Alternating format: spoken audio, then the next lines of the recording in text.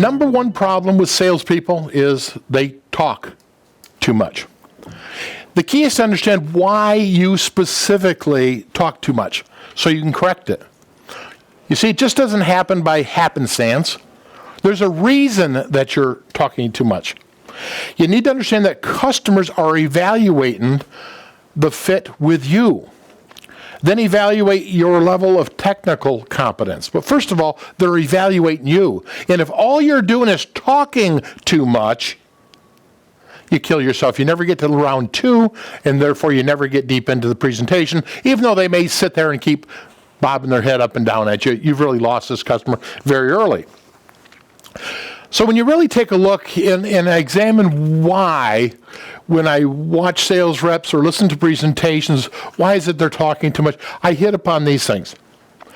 I think some of them just really are into themselves and like to hear themselves talk.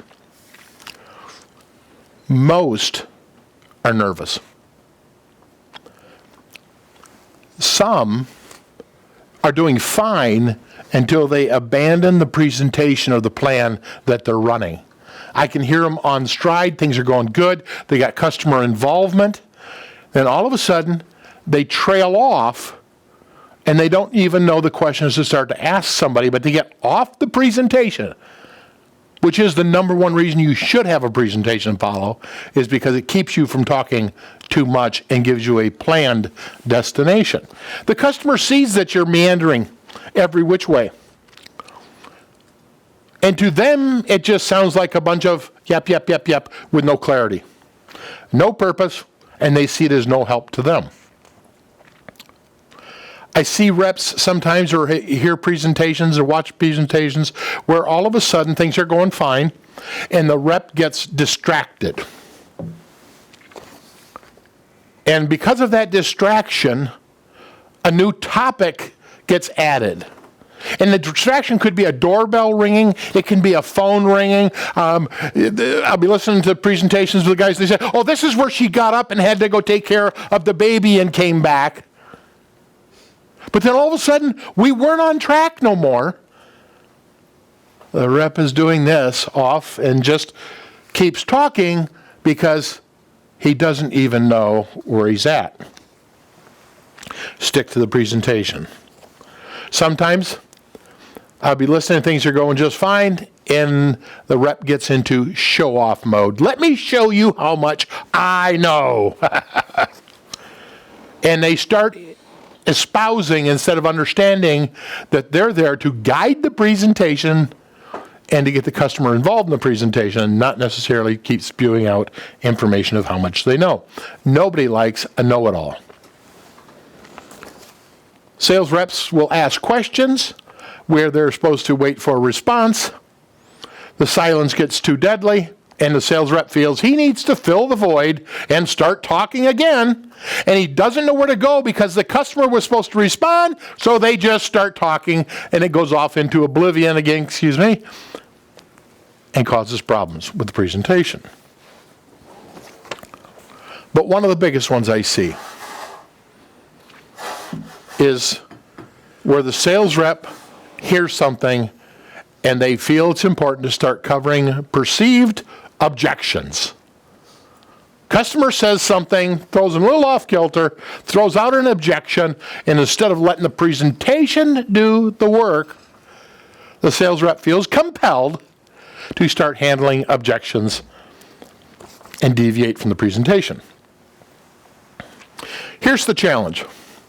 It's what you miss when you're doing the one thing you shouldn't be doing, that's talking. What you miss is an opportunity to build trust and rapport. Buyers tend to buy from people they like. They listen to people they like. They take advice from people they like. If you're doing all the talking, you're not going to pick up the signals that indicate what is important to your prospect. When you don't pick up their signals, you miss connection. When you miss connection, you miss them liking you. Everybody loves to talk about themselves. If you're doing all the talking, this prospect never gets a chance. The person you want doing all the talking is the prospect. When they don't get a chance to talk, they feel ignored, overwhelmed, and most importantly, unheard, which means you don't care because you're doing all the talking. Second thing you miss is uncovering needs. You see, when we enter the initial sales process, you have really strong product knowledge of what your product can do for your customer. But you only understand vaguely what the prospect truly wants. Because you're so focused on their need. And people don't buy these roofs based upon their need. They buy them based upon their wants. Most importantly, the customer misses the opportunity to see what it's going to be like working with you because they get jaded. The customer sizes you up and they're looking to see what it's going to be like working with this trusted advisor. Because you already told them you're going to work close with them, you're going to be their man, But if you never shut up, if they're not included in this process, they choose you're not their man. Your customers need to be heard. When you listen, show interest in a client's issues, ask insightful questions, sit back and reflect, and provide the customer with a vision of somebody who may be compatible with them. Compatibility will get you sales. And that's your sales spotlight for today.